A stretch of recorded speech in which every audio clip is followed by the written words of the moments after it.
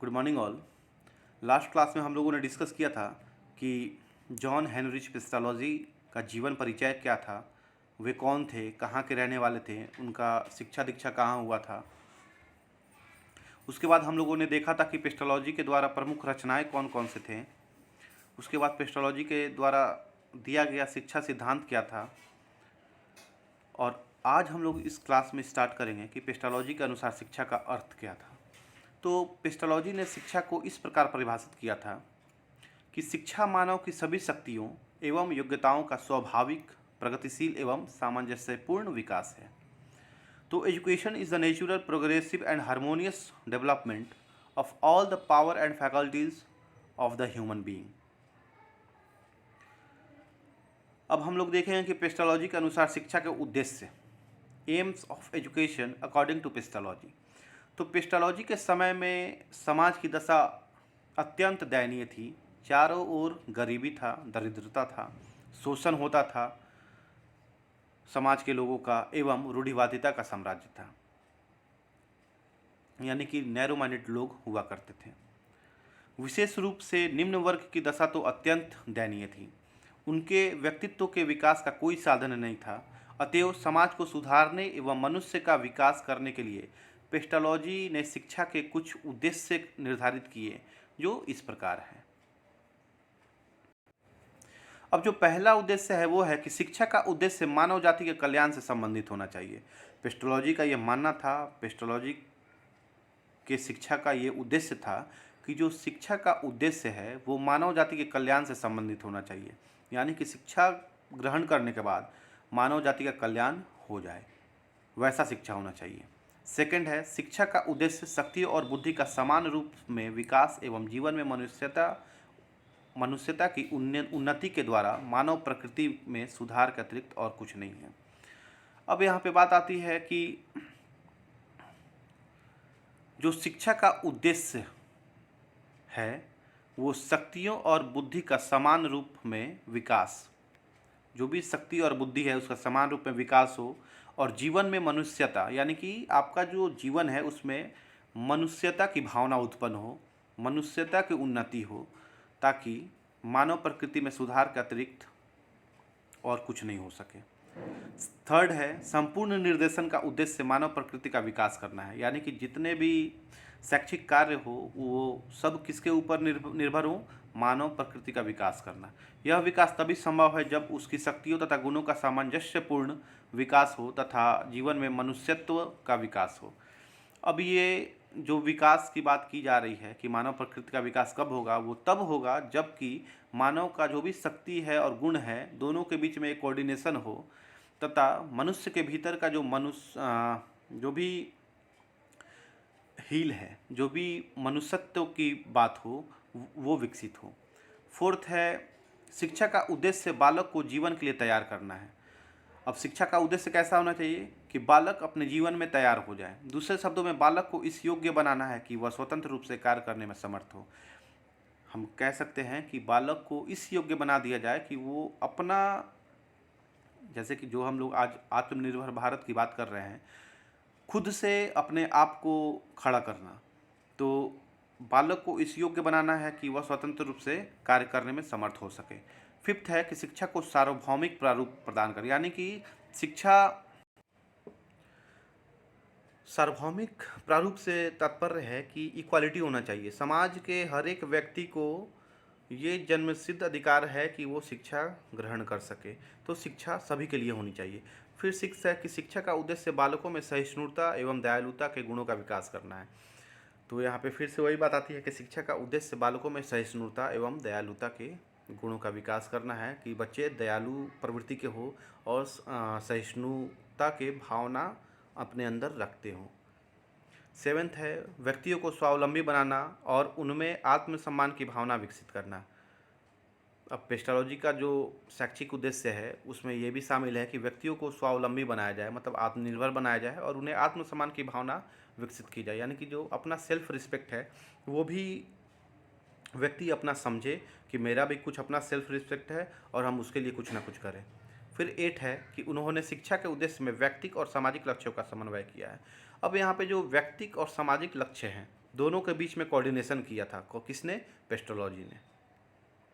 इस प्रकार से हम लोगों ने पेस्टोलॉजी के अनुसार शिक्षा के उद्देश्य को भी देखा। अब आगे बढ़ते हैं शिक्षा का पाठ्यक्रम, करिकुलम ऑफ एजुकेशन। तो पेस्टोलॉजी संकीर्ण तथा वास्तविक शिक्षा का विरोधी था। जो भी नैरो माइंडेड टीचिंग होते थे उस समय, उसके विरोधी थे कौन? पेस्टोलॉजी। अतः उसने एक ऐसे पाठ्यक्रम की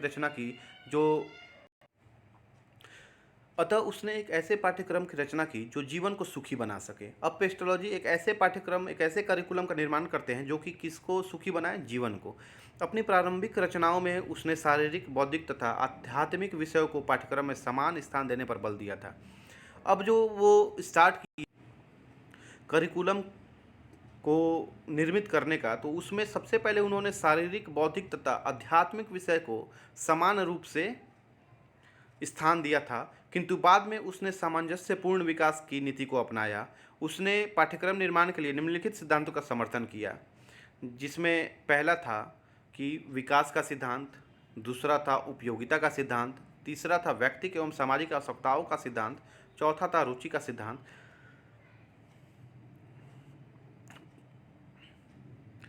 अब पेस्टोलॉजी ने पाठ्यक्रम को 6 भागों में बांट दिया। उसमें था पहला बौद्धिक, दूसरा व्यावसायिक, तीसरा नैतिक, चौथा धार्मिक, फिर कलात्मक, जिसमें ललित कला, चित्र, संगीत वगैरह आता था, और उसी में पार्ट 2 था हस्तकला संबंधी, जिसमें कताई बुनाई आता था, और 6 था शारीरिक प्रशिक्षण। इस प्रकार पेस्टोलॉजी ने क्रियाशीलता तथा अनुभव को आधार बनाकर पाठ्यक्रम का विस्तार किया। वैज्ञानिक एवं प्रयोगात्मक विषय की ओर उसने विस्तार किया। वह भाषा, अंकगणित, ज्यामिति, इतिहास, भूगोल, चित्रकला, संगीत, हस्तकला, अर्थशास्त्र, प्रकृति निरीक्षण तथा शारीरिक शिक्षा, सभी विषयों की शिक्षा देना चाहता था, किंतु प्रकृति अध्ययन और भूगोल पढ़ाने की ओर उसने विशेष बल दिया। अब हम लोग आते हैं कि टीचिंग मेथड क्या था। तो पेस्टोलॉजी की सबसे बड़ी देन शिक्षा विधि में नवीन दृष्टिकोण ही नहीं लाना है, वरन एक नई शिक्षा पद्धति की रचना भी है। अंशांग, उसने शिक्षा के क्षेत्र में कई विधियों के प्रयोग पर बल दिया, जो इस प्रकार थे, जिसमें पहला था आगमन विधि, इंडक्टिव मेथड, दूसरा था शब्द से पहले वस्तु का ज्ञान, तीसरा था अंशांग का सिद्धांत। तो पहला आगमन विधि, जिसमें पेस्टोलॉजी ने आगमन विधि, जिसमें बालक अनुभव के साधारण तत्वों से आरंभ करके उसे अर्थयुक्त पूर्ण से मिला देता है, इसे स्वीकार किया। उसने विषयों को उनके सरलतम तत्वों तक विभाजित कर दिया और उनकी विकास अवस्था तथा अभ्यास के द्वारा निर्धारित किया।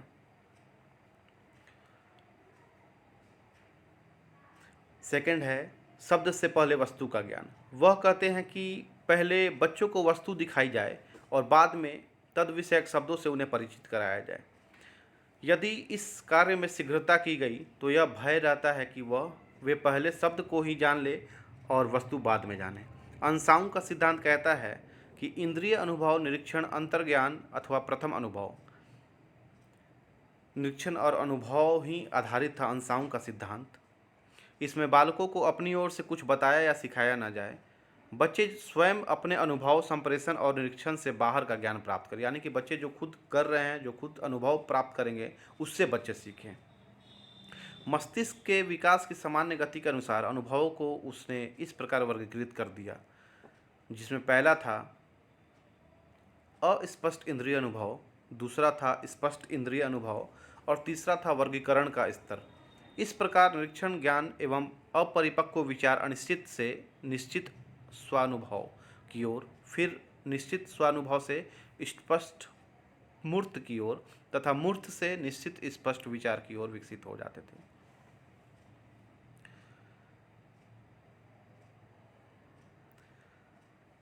अब प्लेस ऑफ टीचर की बात करते हैं कि शिक्षक का स्थान। पेस्टोलॉजी के अनुसार विद्यालय में शिक्षक का स्थान अत्यंत महत्वपूर्ण था। शिक्षक और शिष्य में पिता पुत्र जैसा प्रेम होना चाहिए। शिक्षक नैतिक दृष्टि से चरित्रवान हो तथा प्यार से बालक का पथ प्रदर्शन करे। शिक्षक ऐसा होना चाहिए। बालक के सर्वांगीण विकास के लिए उपयुक्त वातावरण का निर्माण कर सके। शिक्षक ऐसा होना चाहिए। पेस्टोलॉजी के अनुसार धमकाकर शिक्षा देने से बालकों का विकास अवरुद्ध हो जाता है। अतः शिक्षा शिक्षक का कर्तव्य है कि वह उनसे सहानुभूति एवं प्रेम पूर्ण व्यवहार करे।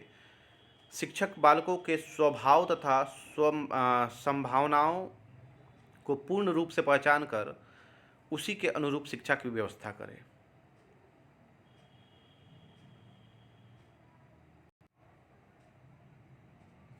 अब हम लोग लास्ट में बात करेंगे कि पेस्टोलॉजी की स्थायी देन, परमानेंट कंट्रीब्यूशन ऑफ पेस्टोलॉजी। ऐसा कौन कौन सा देन है जो पेस्टोलॉजी ने दिया हमें। तो पेस्टोलॉजी एक महान दार्शनिक, समाज सुधारक व शिक्षा शास्त्री था। वह प्रथम व्यक्ति था जिसने यह विचार किया कि शिक्षा द्वारा समाज की दशा सुधारी जा सकती है। तो उन्होंने ये आयाम दिया हमें कि शिक्षा द्वारा समाज की दशा सुधारी जा सकती है। उसे विश्वास था कि शिक्षा प्राप्त करने के बाद निर्धन और दीन दुखियों की स्थिति अच्छी हो सकती है। जो भी गरीब लोग हैं वो जब शिक्षा प्राप्त कर लेंगे तो उनका जो भी निर्धनता है वो दूर हो जाएगा। सेकंड है कि पेस्टोलॉजी ने प्रारंभिक शिक्षा के महत्व को समझा तथा बालकों के प्रति सहानुभूतिपूर्ण व्यवहार करने की सम्मति दी। अब जो पेस्टोलॉजी दूसरा देन देते हैं वो है कि वो प्रारंभिक शिक्षा के महत्व को समझे और बालकों के प्रति सहानुभूतिपूर्ण व्यवहार करने का भी निर्णय लिया। थर्ड है, प्रत्यक्ष वस्तुओं द्वारा शिक्षा की व्यवस्था करके पुस्तक के रटवाने का विरोध किया, जिससे शिक्षा एक सरल एवं मनोरंजक कार्य हो गया। अब जो थर्ड पॉइंट है कि शिक्षा की व्यवस्था करके पुस्तक के रटवाने, यानी कि जो रटने की प्रवृत्ति थी उसका विरोध किया। किसने? पेस्टोलॉजी ने। पेस्टोलॉजी का कहना था कि वो बच्चे ऐसा सीखें जो खुद से करें और अपने अनुभव से सीख सकें, खुद करके सीख सकें।